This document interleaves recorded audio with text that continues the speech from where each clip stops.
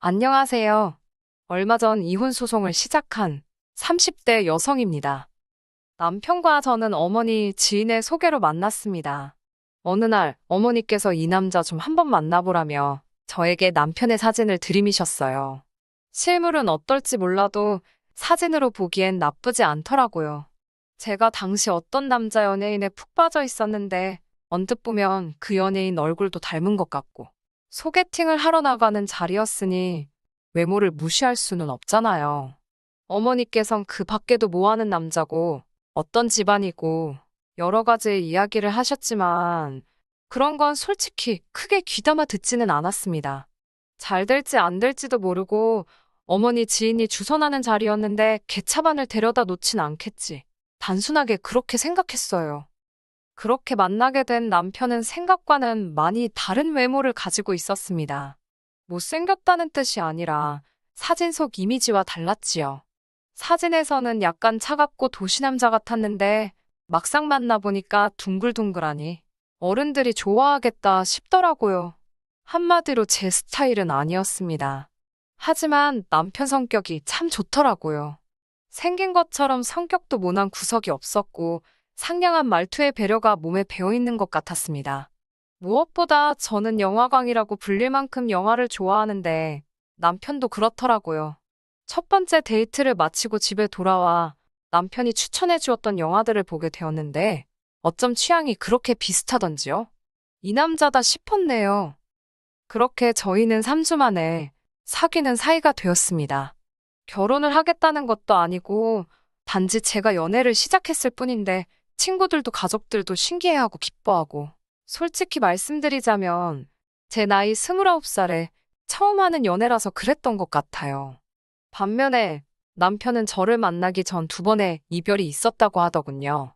궁금하지 않았기에 못하러 저런 이야기를 나한테 하지 싶었지만 남편은 저에겐 뭐든지 이야기해주고 싶었다 했습니다. 이런 인간이었으니 저를 속일 거라곤 조금의 의심도 하지 못했어요. 남편과 결혼을 약속한 건 사귄 지 2년쯤 됐을 무렵입니다. 5살 연상의 남편은 연애 초반부터 결혼 이야기를 자주 했어요.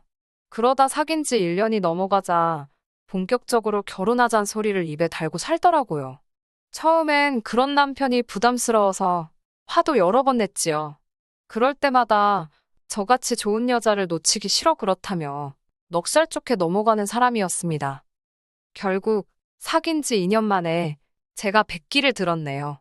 솔직히 이 정도로 나랑 결혼하고 싶어 하는데 설마 제 눈에 눈물 나는 일을 할까 싶었거든요. 이 사람이라면 평생 나를 지켜주고 행복하게 해주려나 보다. 그런 생각도 들었고요.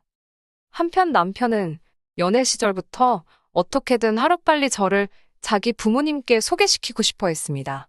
눈도장을 찍어야 빨리 정도 들고 그럴 것 아니냐고요. 하지만 전 그 정이 무서웠어요. 남녀 사이가 한치 앞을 모르는데 괜히 정이라도 들었다가 헤어지게 되면 저희 둘뿐만 아니라 양쪽 부모님까지도 상처를 받으실 게 뻔했으니까요. 결국 본격적으로 결혼 이야기가 오가고 나서야 처음으로 아버님 어머님 댁에 인사를 드리러 갔습니다. 친정 어머니께서 가면 가만히 목성마냥 앉아있지 말고 눈치껏 움직이라고 하셨는데 지금 생각해보면 저보다 친정어머니가 더 긴장을 하셨던 것 같네요. 빈손으로 갈 수 없었으니 홍삼 세트와 제철 과일을 준비했고요. 첫 만남 치고 분위기는 나쁘지 않았어요. 회사를 다니시다 은퇴하셨다는 아버님은 말수가 없으셨는데 남편 말로는 매사 무덤덤하신 분이라 했어요. 한편 어머님께서는 평생을 전업주부로 사셨고 현재는 봉사활동 다니는 게 낙이라고 하셨습니다. 두 분은 제가 순하고 고분고분해 보여서 마음에 든다고 하셨습니다. 여자는 모름지기 그러면 제일인 거라고 칭찬도 해주셨는데 왜인지 기분이 좋지만은 않았네요. 남편에게는 3살 터울의 형이 있었는데 그 형과는 결혼 전까지도 만나지 못했습니다. 2~3번의 기회가 있긴 했지만 매번 당일날 회사에 일이 생겼다던가 갑자기 급한 일이 생겼다던가의 이유로 취소가 되었거든요. 저도 그렇고 남편도 그렇고 다들 일을 하던 사람들이니까 다시 약속을 잡는 일도 쉽지가 않았고요. 어머님 아버님께선 아주버님하고는 차차 친해지면 되지 않겠냐며 너무 신경 쓰지 말라 하셨습니다. 그렇게 유야무야 넘어가서 결혼식장에서 처음 만났어요. 남편과 아주버님의 사이는 좋은 편이었지만 연애 때부터 남편이 제 앞에서 아주버님 이야기를 한 적은 거의 없었습니다. 아주버님은 지방에서 일을 하고 있다는 것 정도였지요. 그러다 결혼을 며칠 앞두고 아주버님이 유부남이고 아이가 있다고 하더라고요. 솔직히 황당했어요. 이게 뭐라고 말을 안 했지 싶었으니까요. 도무지 이해가 안 돼서 왜 진작에 말하지 않았냐고 물으니 남편의 반응은 자기도 모르겠다며 깜빡했답니다. 그러더니 자기 형이 결혼했고 안 했고가 우리 결혼에 영향을 끼칠 만큼 중요한 일이었냐고 오히려 저에게 반문을 하더라고요. 그렇게 물어오니 저도 달리할 말은 없었습니다만 그래도 기분이 나쁘고 찜찜하더군요. 아무튼 무사히 저희는 부부의 연을 맺게 되었습니다. 앞으로 남편과 저 둘이서 잘 먹고 잘 살면 될 줄 알았지요. 그런데 식을 올리고 얼마 되지 않아 어머님 때문에 크게 감정이 상하는 일이 있었습니다. 신혼여행에서 돌아온 날이었습니다. 아침에 친정 아버지가 갑자기 쓰러지셨다는 소식을 들으면서 비행기를 탔던 상황이라 제 마음은 한시가 급하고 바빴지요. 원래 계획대로라면 시댁으로 먼저 향했겠지만 솔직히 그런 계획은 안중에도 없었습니다. 저는 남편에게 시댁에 연락드리라고 했고 그리고는 얼마나 서둘렀는지 기억도 잘 안 나요. 알고 보니 아버지는 원래도 심한 저혈압이셨는데 근래의 사업 때문에 신경 쓰실 일이 많다 보니 순간 정신을 잃으셨던 모양입니다. 다행히 직원들이 옆에 있었기에 바로 병원으로 이송되셨고요. 아버지가 괜찮으신 걸 확인하고 나서도 한동안 놀란 가슴이 진정이 되질 않았습니다. 아버지는 집으로 가시겠다고 고집을 피우셨고 그렇게 저희는 친정으로 향했습니다. 남편에게 어머님이 뭘 하시냐니까 알겠다고 하셨다고 하길래 저는 다 괜찮은 줄 알았어요. 그렇게 남편과 함께 친정에서 하루를 쉬고 이튿날 시댁으로 향했습니다. 시댁에 도착했더니 어머님께서 저를 본체만 채 하시더라고요. 저희 여행이 어땠는지 그런 건 고사하고 사도는 어떻냐, 괜찮으시냐도 한마디 물어보지 않으셨습니다. 솔직히 저희에 대해서 안 물어보시는 거 저를 무시하신 건 서운하셔서 그러시나 보다. 그러실 수도 있지 싶었어요. 하지만 저희 아버지가 병원에 계셨다는 걸 아시면서 괜찮으신지 한마디 물어봐주지 않으시니 저도 사람인지라 기분이 상하더라고요. 저도 그래서 아무 말도 안 하고 있었습니다. 아버님과 저, 그리고 남편이 어색하게 거실에 앉아 있었고 어머님은 찬바람을 쌩쌩 내뿜으시며 괜히 거실을 왔다 갔다 하시더니 안방으로 쏙 들어가시곤 방문을 쾅 닫아버리셨습니다. 제가 안방을 노크하며 어머님께 괜찮으시냐고 배는 안 고프신지 외식하는 게 어떠실지 여러 가지를 여쭤봤습니다만 아무런 말씀도 없으셨고요. 난처한 제가 남편에게 어떻게 좀 해보라니까 제가 저지른 짓이니 저더러 수습하랍니다. 그 말을 듣는데 정이 뚝 떨어지더라고요. 장인어른이 쓰러지신 게 제가 저지른 짓인 거냐고 따지고 드니 그럴 정신이 있으면 자기 어머니부터 달래드리라는 거예요. 어이가 없어서 한마디 싸붙이려는데 갑자기 안방문이 확 열리더니 어머님이 나오셨습니다. 저를 노려보시더니 엄청 서럽다는 듯이 엉엉 소리를 내시며 울기 시작하셨습니다. 저더러 이제 와서 못하러 왔냐고요. 당혹스러웠지만 저도 모르게 죄송하단 소리가 절로 나왔습니다. 어머님께선 당신이 저희 오는 날에 맞춰서 음식도 잔뜩 만들고 했는데 저희가 친정으로 내빼서 너무 서러우셨답니다. 내빼다니 말씀이 심하시다 싶었지만 혹시 남편이 설명을 똑바로 안 했나 싶어서 저희 아버지가 저혈압으로 쓰러지셔서 걱정이 돼서 먼저 가게 되었다고 모르셨냐고 조심스레 물었어요. 그러자 안다고 잘 알지만 저혈압으로 죽는 사람이 세상에 어디 있냐입니다. 그래서 네 아버지 죽었냐입니다. 멀쩡하지 않냐고요. 제가 놀라서 어떻게 말씀을 그렇게 하시냐고 그랬더니 또 우시면서 서운해서 그러신답니다. 아니 서운하면 막말해도 되는 건가요? 저도 그때는 도저히 표정 관리가 안 돼서 제가 다음에 다시 와야겠다고 인사를 드리곤 자리를 일어났습니다. 남편이 그러고 가면 어쩌냐길래 오빠는 더 있다 오라고 했어요. 나는 불편해서 못 있겠다고요. 그날 그 사건을 계기로 어머님과 제 사이에는 보이지 않는 벽이 생기게 되었습니다. 아버님께선 저더러 적당히 하고 굽히고 들어가라 하셨고 저는 그에 대해서 좋다 싫다 대답하진 않았지요. 다만 가정의 평화를 위해서 며느리 노릇만 하자고 마음을 먹었네요. 이후로 명절이라던가 생신 그리고 어버이날 정도만 챙겼습니다. 생신상 차려달라 하셔서 차려드리고 용돈 챙겨드렸어요. 하지만 어머님은 그런 제 모습을 보곤 제가 죄송해서 그러는 줄 아셨나 봅니다. 그 일이 있고 1년도 되지 않아 아주 어이없는 소리를 들었거든요. 결혼했다던 아주버님은 사실 저희가 식을 올릴 때 이미 이혼한 상황이었습니다. 두 사람 사이에는 아이도 있었는데 이혼하면서 형님이 데리고 갔다고 했어요. 이후로 아주버님은 시댁으로 들어가 살기 시작하셨다고요. 자세한 이야기는 솔직히 궁금하지도 않았고 알고 싶지도 않았습니다. 시댁의 정이라곤 하나도 없었으니까요. 그런데 얼마 전 형님께서 아이를 데리고 시댁에 오셨습니다. 재혼을 하셨는데 재혼 상대도 아이가 있었던 모양이에요. 뭐 속사정이 어떤지는 모르겠지만 아이를 더는 못 키우겠다고 그러면서 시댁에 두고 갔다대요. 어머님께선 저 이야기를 하시면서 이제 당신이 믿을 건 저밖에 없답니다. 어이가 없어서 애를 아무 생각 없이 떠맡으신 거냐고 마음 같아선 따져 묻고 싶었지만 꼭 눌러 참고 확실히 말씀드렸습니다. 작은 엄마의 역할, 그 이상은 바라지 마시라고요. 하지만 어머님이 생각하시는 작은 엄마와 제가 생각하는 작은 엄마가 달라도 한참 달랐던 모양입니다.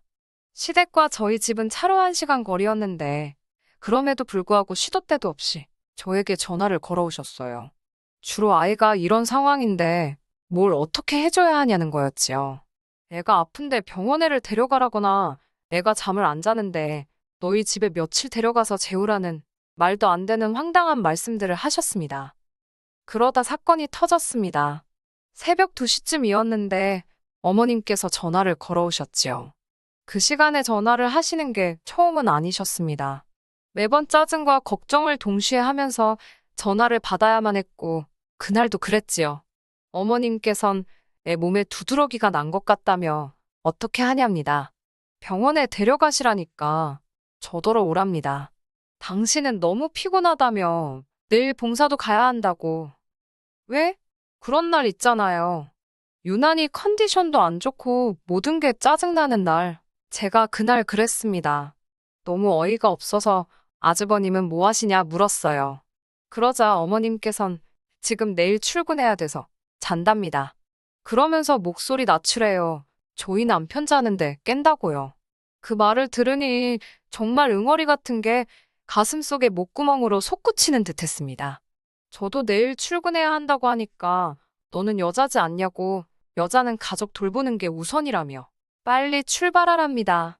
전 너무 화가 나서 아주버님한테 얘기하시거나 병원에 연락하시라고 했어요. 전 아무것도 모른다고요. 그러자 어머님께선 또 우시더라고요.